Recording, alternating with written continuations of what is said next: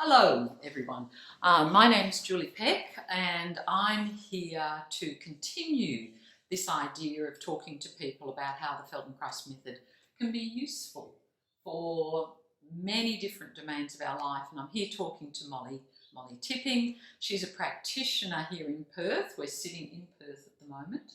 Wonderful place. And Molly is going to talk to us about how anxiety can be helpful generally, because we were talking before, and one of the things is that I don't think many people realise how much the Feldenkrais method can be useful for people dealing with anxiety, from the very small anxieties that we might have to more profound ways of feeling anxiety. Definitely. Yeah. So what I thought we'd start with is Molly giving us a bit of a working definition of if someone came to see her, and they were thinking about, would Feldenkrais be helpful for anxiety?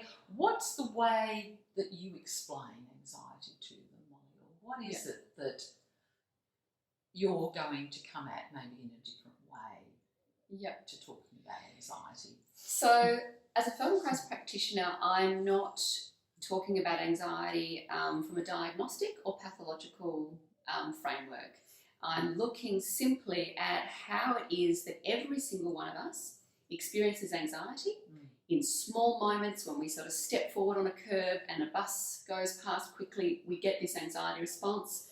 If we're doing something new and we're kind of not sure how it's going to go, we get anxiety. There's lots of different experiences in every single person's life where they're going to have this feeling that we call anxiety. And essentially, often it is a feeling. It's sort of, our bodies can feel hot or suddenly cold. We have this kind of unease around the digestive system. People feel kind of constricted in their throats or their chest. They feel their heart beating really, really strongly. Essentially, what's happening is the nervous system is very quickly shifting rather than just kind of gradually moving between its kind of phases. It quickly shifts, and that quick shift then causes a very quick change in physiology in the system. And this idea for me is very important, because even the people who are very, very overwhelmed with anxiety, they may be vomiting or they may actually be having panic attacks. I am coming at that in the exact same way as I come at working with someone who's feeling like their posture is, not really very good because they're kind of a bit worried all the time. Essentially, my only interest is what is happening in your body. Give me all of the details, the feelings, the pattern of posturing that you have, the tightnesses that you get. Let's learn about everything that's changing in your body, and let's understand it, and then let's do something that's going to be more useful for you, help that nervous system to actually, feel more able to cope with what's going on, basically. So really, for me, anxiety it's just one of the things that our brain and our nervous system has within its toolkit to protect us. And it can lead us to act very, very quickly, or it can lead us to stop acting entirely. And it's there for a purpose. So it's really there to help us to make quick decisions that are not necessarily completely thought through, but that are very efficient and effective in that precise moment. So it's a little bit, in some ways, a little bit like pain. If I step on a nail and I get a pain response, that's good, because it reminds me, I've got to attend to that wound. If I step on a curb and a bus comes past, the anxiety response says, be careful. You're about to step onto a road. Make sure you're paying attention. So it's just information, actually. It's just that we get a lot of physiological, what I would call noise, in a sense, a lot of physiological experiences that feel very overwhelming. So that's what people come to me talking about, and I'm trying to help them to get more and more clarity around, this is just something that is normal, that my nervous system is just doing in response to feeling overwhelmed. Yeah.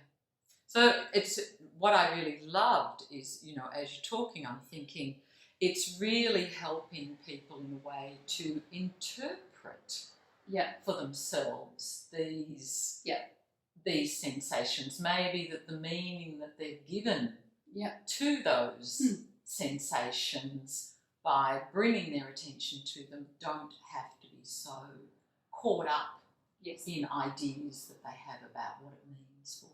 Absolutely. And so some people, of course, will come and they'll say, I've got these awful feelings. It must mean that I'm, not very good, or that I'm, not doing a very good job, and all these things. It's like, no, this is just the feeling of nausea because the blood is leaving your digestive system and it is rushing out to your limbs very quickly.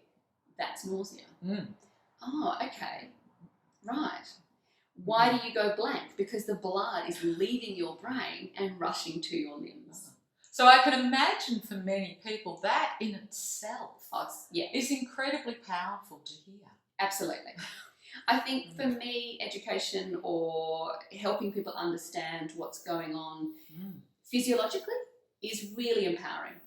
You know, when you learn something, when someone says to you, this is what is happening, you never forget it. And every time you get that sensation, you go, oh, that's the blood leaving my brain. Because in this moment, something, I'm not sure maybe even what it is, but something has made my nervous system feel like it needs to protect itself. Okay, so what is the thing that I'm feeling threatened by? And then you can do the work of identifying what it is that actually your brain and body is trying to sort of identify for you, rather than going, oh no, now I feel this, oh my goodness, and now I feel this, and then the cacophony just builds. So, yeah, look, people really respond well to understanding what's going on. There is a lot of information out in the world, in magazines, just common conversations that are happening in the community, even kind of generalized assumptions about anxiety that is perpetuated. And a lot of my clients are coming to me because they've heard these generalized things and they don't match up with their own experience. And so when I can explain to them, this is what you're experiencing, it's a little different because the way your body is responding to anxiety has more of this kind of quality to it. So what you're hearing in the general kind of conversation, it's not actually what's happening for you, but I can help you to identify exactly why you're experiencing what you're experiencing. And yeah, people really appreciate somebody just giving them that simple, clear information about experiences that are very overwhelming. They're very noisy. So education obviously is a big part of what you do. So what are some of the other things you do? So you've educated someone about what's happening to them, being able to, I can imagine, already calm a lot of their anxiety and their worries simply by them understanding what's happening. And then what are some of the things you do, again, as a Feldenkrais practitioner, to then work that they could use, that they could utilise either at home or that you help them with to deal So I with suppose what they're doing? probably the biggest thing that we do as Feldenkrais practitioners is we're building people's awareness. So we're building their ability to sense themselves. So when someone is experiencing anxiety, they tend to only be feeling the tension, the panic in their chest, or they're just feeling like they're just here. Yes. It's like the rest of their body disappears. Yes. They don't have feet. They generally don't have feet. I can relate to that. And I sometimes say, can you feel your feet? And they go, feet? Brown. Goodness, I haven't thought about them. They're so far away from my racing thoughts. They might not feel their legs. They might not feel their belly and pelvis. And what actually we're doing in Feldenkrais is helping them to go, actually, I've got legs, I'm sitting on a chair, on support, I've got my feet on the ground. Oh, that's actually quite good. I can hear the sounds outside.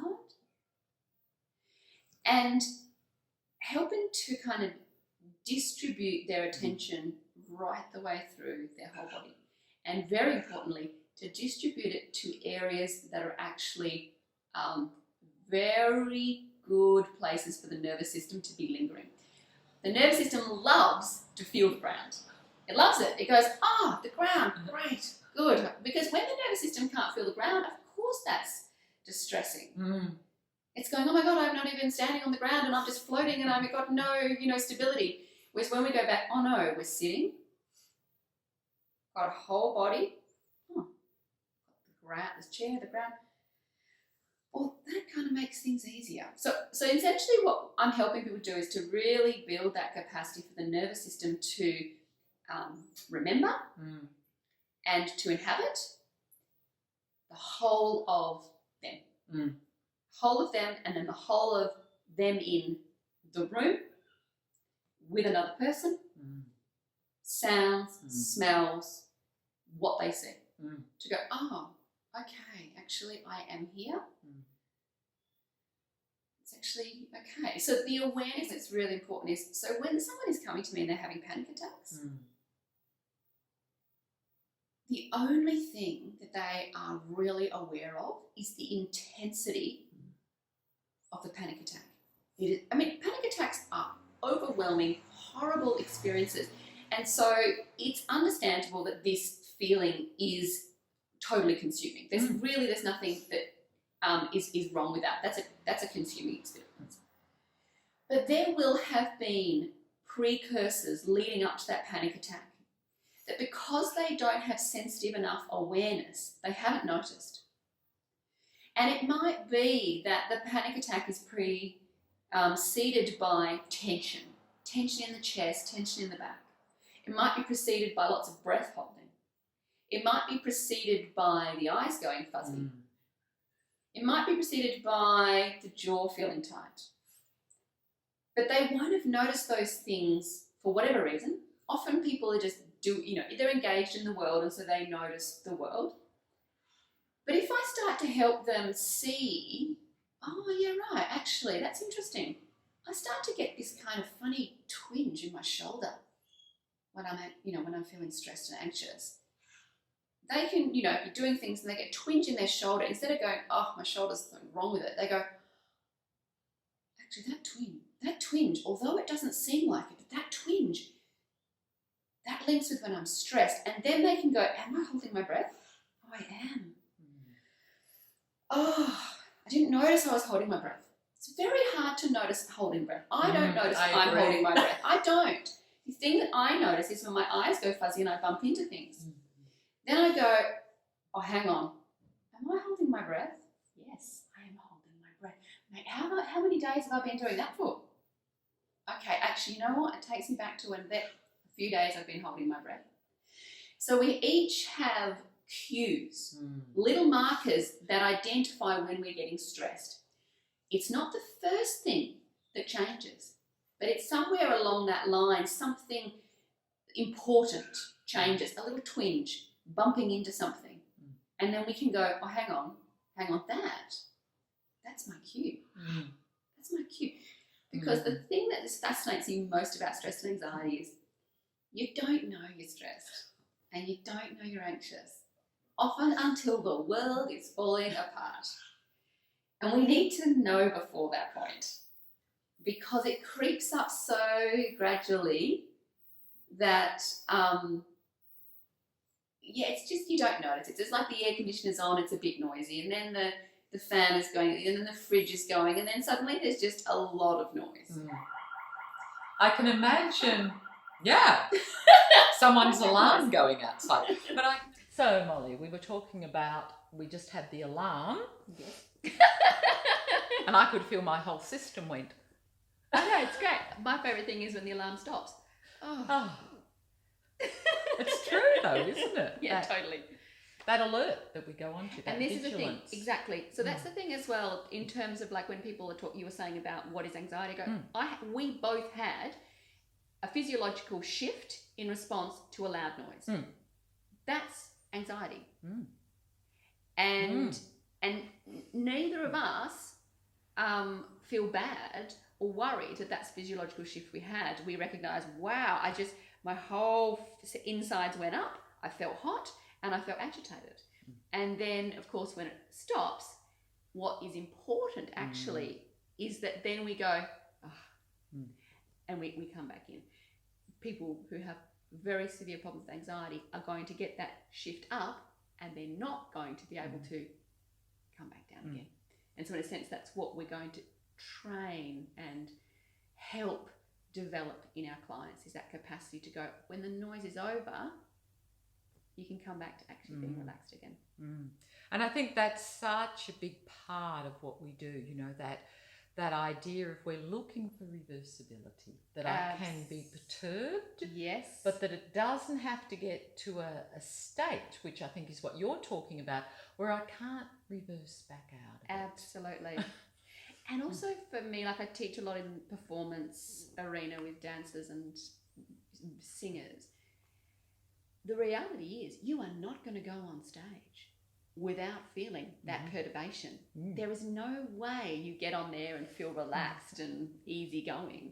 And so what's really important is that we go, I can feel this physiological shift, but I can still be present and at ease with my experience. And I can feel this intensity of physiology and still know my lines, be interested in the tone of my voice, or be connecting with my partner really, you know, specifically. So that we start to be able to hold more and more. Oh, I have this physiological shift and I have these beautiful lines that I'm going to be delivering. And in a sense, that's the thing that I become most consumed with, and the anxiety is just this kind of building intensity that I might use at different moments.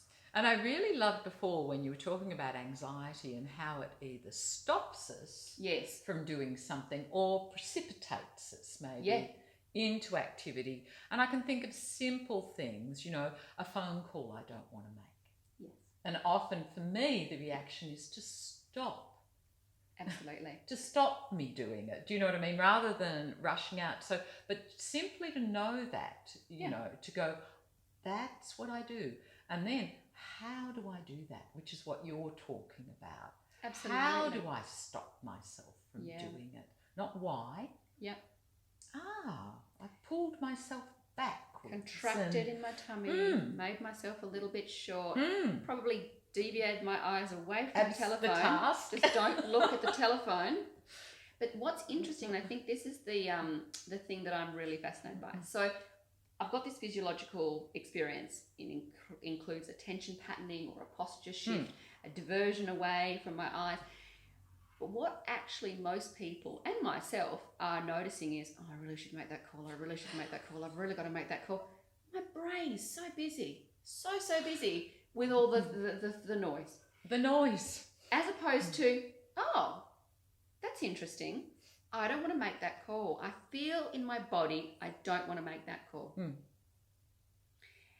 And then it's like, okay, something in me is not ready to make that call. Because my body's telling me I'm worried about making this call. And I can listen to that and be respectful and go, okay, so I'm not ready to make this call, but actually I need to make it by tomorrow. What is it that I'm concerned about? You know, like, do I need to know something more about this before I make this call? How can I be on my side, knowing that I don't want to do this, because I feel my body saying, I don't want to do this, I don't want to do this, I don't want to do this. But my brain going, but you should, you must, you've got a call. You're procrastinating. All these wonderful words that the noise that we feed to ourselves. And we, in Feldenkrais, of course, we call that cross-motivation. So we've got this, I don't want to do it, but I really should. I don't want to do it, but I really should. Oh my God. You just do it so beautifully there. No wonder I'm exhausted. touching, that's often people with anxiety will say they're exhausted. That's because they don't want to make the call, but they really feel like they should. And, that cross motivation is very tiring. It's very, very tiring. And it often comes up because we're not listening to ourselves. I remember one client coming, he came with his daughter, and he was saying, look, she's so anxious, she doesn't want to go to school, she doesn't want to do a violin. And we were talking, and one of the things that he talked to me afterwards about was, he said, I suddenly realised I was making her do all this stuff and she didn't want to do it. And as soon as I said to her, okay, look, what do you want to do? Oh, you just want to do ballet and you don't want to do violin. The fights just really went away. Why? Because your daughter has to fight so hard because you're not listening. But we do that to ourselves. I agree. That listening to ourselves, which is what you're talking about. And that's the awareness. Oh, I feel my belly tighten. Something's telling me here, I might need some support when I make that phone call. Maybe I can get my friend to just sit in the room with me when I make that call. Maybe I can write out what I'm going to say, so I'm going to read it from that. Because it's the physical sensations we get are very accurate. And we really want to start respecting what we're getting given from our bodies. The problems occur most of the time when we get a sensation and then we ignore it. And the sensation gets louder. And then we ignore it more, and it gets louder, and then that's when you get into those stages where people, are really not doing well.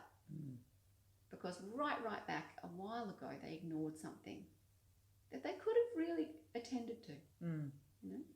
Molly and I were talking a little bit before this, and I'm just going to bring this in because I think it's really relevant to the conversation.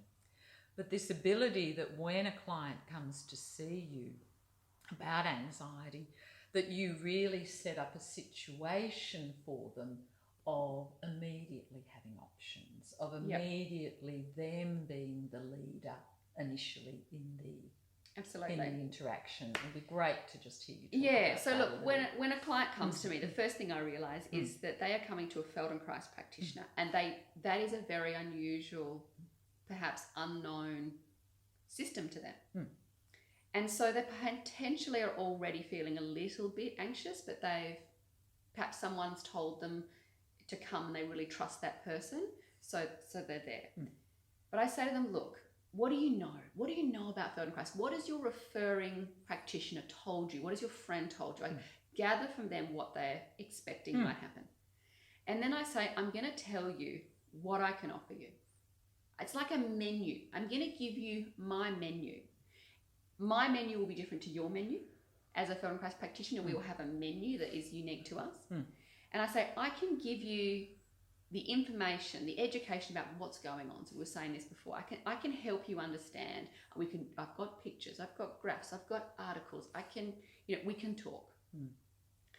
I can help you to start to come back into your body, to actually start to feel it again, and to start to recognize sooner than when you're having a panic attack what those sensations are that are leading you to that point, and then we can give you some options. We can do hands-on work. So Feldenkrais has this beautiful system where we use our hands very intentionally, very gently, and it's a wonderfully, almost luxurious experience. And I can work with you in this way. What will happen with the quality of my touch, because it is so gentle and so specific, is your nervous system will actually start to naturally come back into your body, and you will feel that intensity quietening. And you will feel, sometimes say for the first time, I just feel like I could breathe again. Yes. Yeah. Sometimes people don't know how to get themselves to that point. They really need to be guided by my touch and by my direction. But at the same token, some people come to me going, you're not going to touch me, are you? You're not going to touch me. And I go, no, if you don't want me to touch you, I will not touch you. It's one of the items on the menu. Yes. You get to choose what you eat. Mm. The other one is that I have very specific movement patterns that I'm working with to help somebody's body come out of those locked postures or those erratic movements. And so I can either move them with my hands or I can talk them through the movements. So I can say, okay, so we're going to start. You're going to lie down on your back. We're going to start with your legs bent up. And just going to start doing some movements, some beautiful swaying movement from side to side. And the movement's really interesting because there's certain movements in terms of rotation or flexion or extension that are very good movements. But what we're really trying to do in a Feldenkrais sort of exploration is we're really trying to actually work with the quality of the movement. And so if I'm doing my legs fast side to side, it's going to make me very sympathetic. It's going to make me quite active. My brain's going to be going, that might be what someone needs. Generally not. Generally when people are coming to me, they're quite like that. But there's this really interesting point where when I start to slow the movement down, I feel how my foot pushes, I feel how my chest softens, I feel what my eyes are doing. And I start to really sink into this gentle rhythm. That rhythm triggers my nervous system and says, oh, this is parasympathetic movement. And so we look for the kind of bridge point in a way for each person. It's very different for each person. And so for some people, they need to slow down a little bit and they're going to get that shift. And for others, it's going to maybe be a sort of more quite slow kind of movement. So And as the Feldenkrais practitioner, you're able to monitor that. And I monitor it and I can see. And there's absolutely. So let's say if we're working with touch, a client might say, oh yes, I'm happy to do some hands-on work. That sounds fantastic. And I might say, okay, well, where would you like me to start? Would you like me to work with your feet first? Or would you like me to work with your shoulders first? And sometimes they say things like, I don't mind. And I say, no, you need to tell me where I start. This is not a we're here to help you sense where would you like me to start. And even if you're not sure, make a choice and I will go there. And I might work with their feet and that feels really safe. And then they might say, oh, can you work with my shoulders? And I work with their shoulders and I'll notice when I'm working with their shoulders, their breath changes. And I'll say to them, can you notice when I'm holding your shoulders that you're kind of holding your breath now? And they might go, oh yeah, I noticed that. Or they might not notice it. And I'll go back to their feet and I'll work with their feet. So they've got a comparison. They've got a comparison. And then I go back to their shoulders and they go, oh yeah, right. I hold my breath when you're working with my shoulders. And then I will just say, well, let's maybe look at the shoulders next week or next, in a few weeks' time. I think I'll go back to the feet because that was working really well. And I'm helping them to, to build that awareness. They are holding their breath when I come to their shoulders, that they aren't noticing it.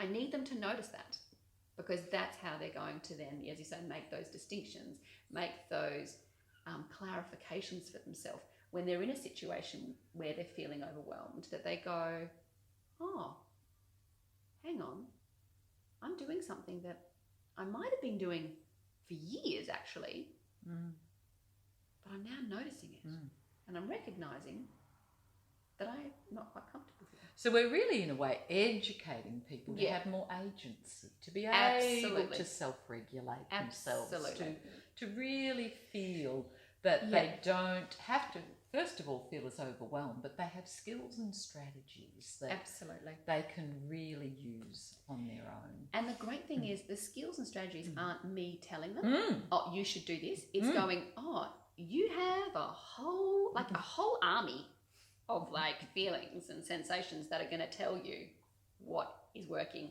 and what is not. And if you listen to them and get to know them really well, you don't need anyone. And one of the things actually that I really like is, helping people to really understand that as the Feldenkrais Feldenkrais practitioner, as the person who they are paying essentially to help them, that they may have in the past gone to see somebody who tells them what they know as a very skilled practitioner. I want them to walk away going, oh my God, like I know what's going on. And Molly helps me to listen to myself, but ultimately the way that I no longer need Molly in my life is because actually I've got me and I've got all the information I need.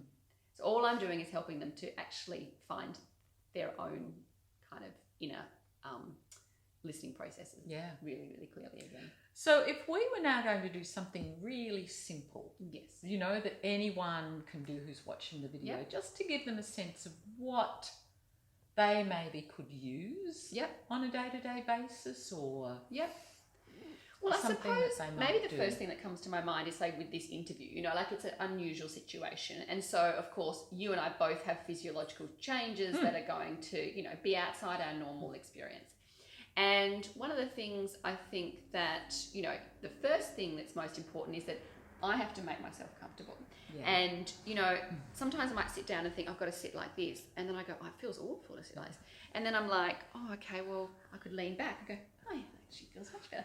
And I want to cross that leg. Oh, now I feel more comfortable. If I'm more comfortable, I'm actually going to be able to think better. That's the reality, which means I'm going to be able to listen to you better, and I'm going to be able to talk more comfortably in this process. So the thing probably to start with is just to even notice. That was a beautiful example just showed. Exactly. The first thing I would say is, can you be more comfortable? Like right now, as you're watching, when you're watching a video, it's quite fascinating because sometimes you're watching a video holding your breath. Have you noticed? So you think, okay, could I watch this video and be like more at ease in being me? That's like that. I would say is such a good one. It's the same when I go to watch performances. I notice myself sitting up and I'm like, just relax, you know, get comfortable, and that might mean that you think you've fallen outside of what you should look like, but you will feel better. So that's all that matters. So I think the first thing always is just check in. Am I as comfortable as I could be? And if I'm not, am I willing to make a change so that I feel more comfortable? What am I willing? Sometimes we're not willing to make a change. It doesn't feel right for the situation. But often we can make even just a little change. You know, just a little, I think I want to pull my hands closer. Tiny one. Doesn't have to be a big one. Yeah. The other one is I think that's a beautiful one that you just said, that ability just to explore very small differences. Tiny. Doesn't have to be a lot. Doesn't have to be big. All we're really trying to do is recognise that sometimes we do things out of habit or out of obligation, and they don't actually feel as comfortable as the option we would have if we kinesthetically listened to ourselves and chose our action. So in terms of a movement that I might use with somebody, this kind of movement is interesting because it can be quite calming or quite exciting. Getting ready to try this. Exactly, that's right. And sometimes if I didn't want to do postural work with somebody because that would be too overwhelming, I will start with more rotational type things, but we're going to do just the most kind of basic postural type thing. So if you come forward on your chair just a little bit so that you don't have the back kind of leaning there, and you can move cushions and things. The first thing to notice when you're sitting is, you know, where your weight is, basically. For me, it's actually the ground that is the most stabilizing of the awareness kinds of cues that I'm interested in. Some people will say, you know, just breathe. And I'm like, well, actually... That often makes me anxious. Sometimes just makes everything worse. Whereas I don't think I've had a client who said to me, when I notice the ground, I feel more anxious. Pretty much as a general rule, if I say to someone, can you feel your feet? Where are they? Have you got 5 toes? Where's your legs? Where's your bottom? Where's, you know, do you feel the weight of your own body on, you know, being supported by these structures? people actually just quickly feel better. So yes, that I can feel that now. yeah, immediately you go, oh, feet. Yeah, good. I forgot about them. I've got my bottom. That's good. And for me, that's probably the quickest go-to in any situation is, where's my feet? Can I feel them? And I think one of the other things that I might add here is I ask questions. I don't say, feel your feet. I say, can I feel my feet? Yes. Because I need to go looking for them. Can I feel them? Oh, yeah. Where are they? There. Oh, yeah. That engages my brain.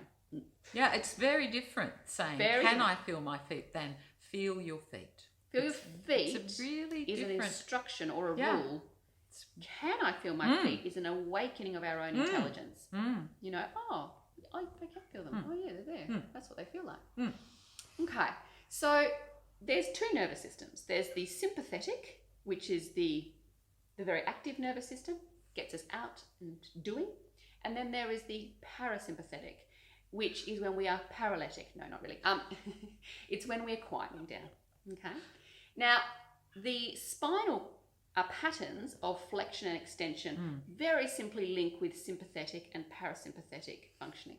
So if I round my back and I drop my head a little bit and look down toward my thighs, even a little bit down toward my belly, and I'm rolling back on my bottom, I'm becoming more parasympathetic, and essentially I'm quietening the nervous system down. I'm going to feel like I'm not really aware so much of the world outside, and I'm more aware of myself.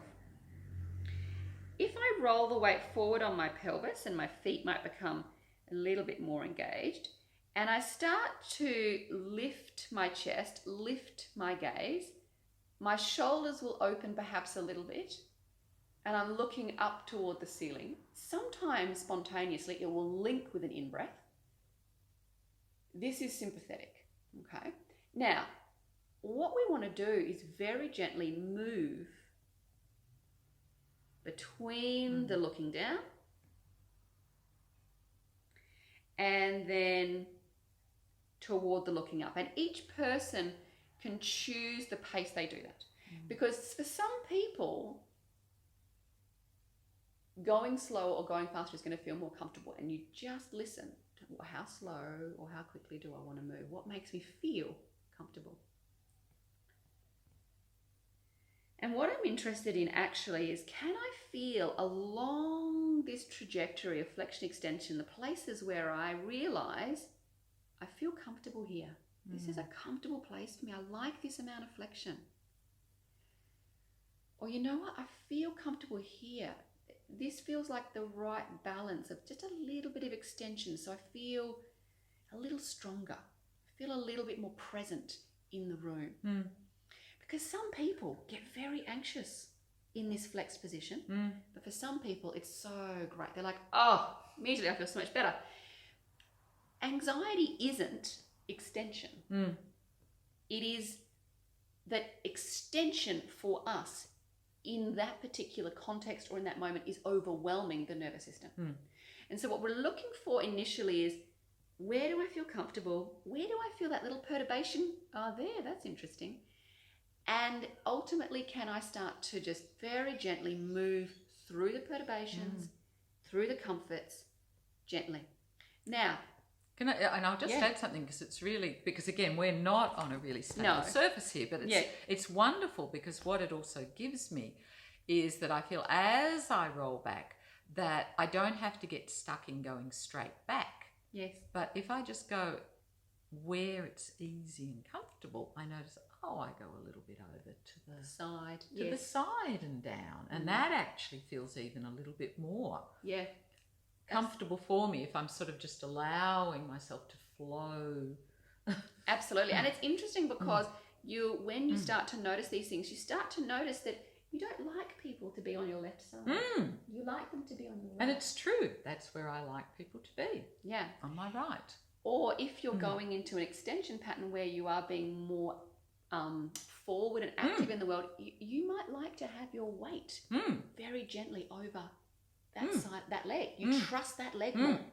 So as you say, we're doing this simple flexion extension, but we start to go, oh yeah, when I'm feeling quiet, I like this space. When I'm feeling out in the world.